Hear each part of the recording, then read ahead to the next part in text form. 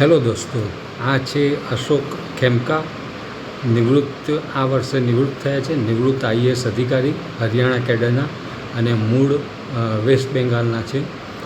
તેમની 34 વર્ષની સર્વિસમાં, સિવિલ સર્વિસની સર્વિસમાં 57 વખત દોસ્તો રેકોર્ડ બ્રેક 57 વખત ટ્રાન્સફર કરવામાં આવી.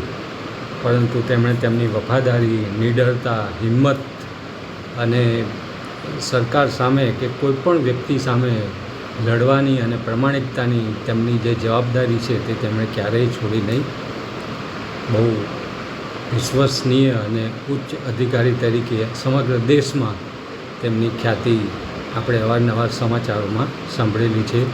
એવા ખેમકા સાહેબને નમસ્કાર અને તેમને નિવૃત્ત જીવનની ખૂબ ખૂબ શુભકામનાઓ.